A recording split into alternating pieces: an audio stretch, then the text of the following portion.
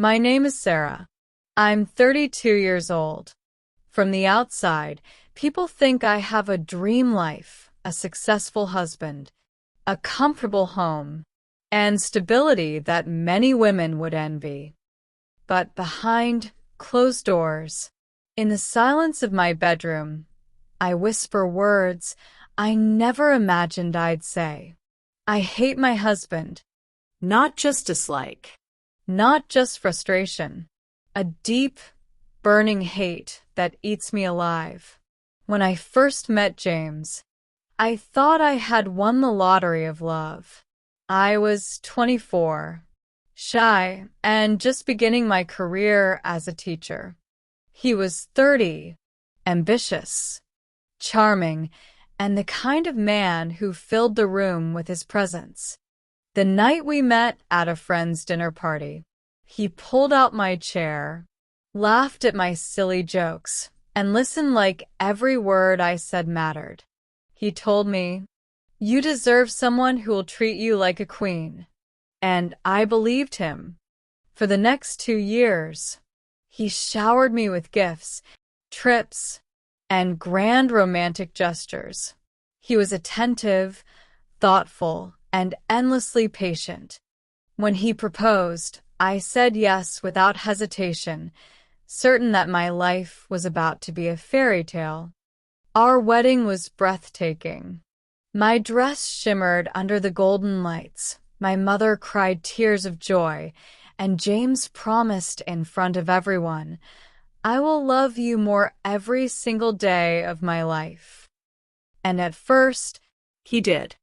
we spent our honeymoon in Greece, watching sunsets hand in hand. We decorated our home together, laughing as we argued over paint colors. He kissed me every morning, every night, and sometimes in between just because he couldn't resist. Back then, I thought nothing could ever destroy us. But love doesn't always die in explosions. Sometimes it withers in silence. It started with small things. He came home later. He stopped texting me during the day. Our dinners went from laughter-filled to quiet, his eyes glued to his phone. When I asked how his day was, he said, "Busy." When I asked if something was wrong, he said, "Stop overthinking." And slowly, I felt myself becoming invisible in my own marriage.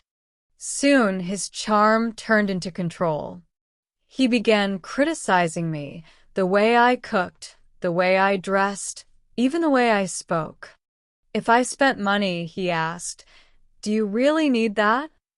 If I visited my friends, he asked, "Why do you waste time with them?"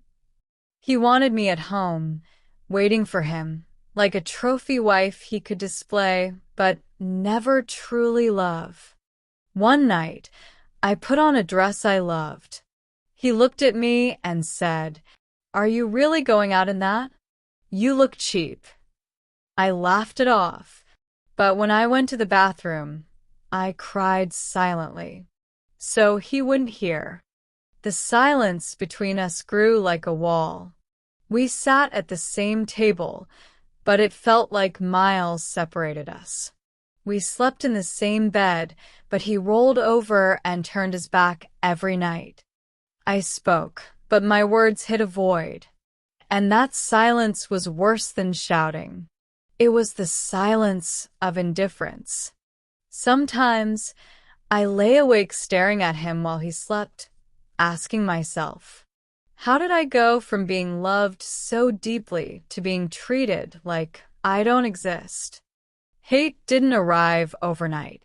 It built slowly, brick by brick. I hated his coldness. I hated his arrogance. I hated the way he acted perfect in public, only to belittle me in private. But the truth?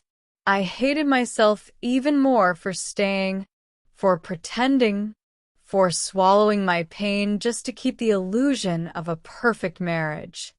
On Instagram, we were the perfect couple. At family gatherings, we were relationship goals.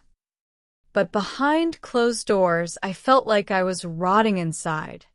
It was a Sunday afternoon. We were sitting in the living room when I asked if he wanted to go out for a walk. He didn't even look up from his phone. He just muttered, "Leave me alone." Something inside me snapped. I stood in front of him and shouted, "Why do you even stay married to me if you hate me so much?" He looked at me with eyes that once sparkled with love and said, "Because divorce is messy and honestly, you wouldn't survive without me." Those words shattered me. Not because he said them, but because for a moment I believed them. That night, I locked myself in the bathroom, looked in the mirror, and saw a stranger, a broken, exhausted woman who had lost her fire. And in that moment, I whispered to my reflection, "I don't just hate him. I hate the woman I've become with him." The next morning, something shifted. I didn't leave him immediately, but I started leaving the version of myself he had created. I reconnected with old friends. I signed up for yoga classes. I started journaling, pouring every ounce of pain and anger onto paper. When he complained, "You're never home anymore," I finally answered, "Because I'm not your prisoner." For the first time in years, I felt a spark of myself returning. Do I still live with him? Yes. For now. Do I still hate him? Absolutely. But I no longer hate myself. And maybe that's the first step toward freedom. I don't know if my story will end in divorce or reconciliation. But I do know this. I deserve more than cold stares, silence, and control. I deserve love that doesn't vanish once the honeymoon ends. I deserve respect that lasts beyond the wedding vows. I deserve to be me, not his shadow.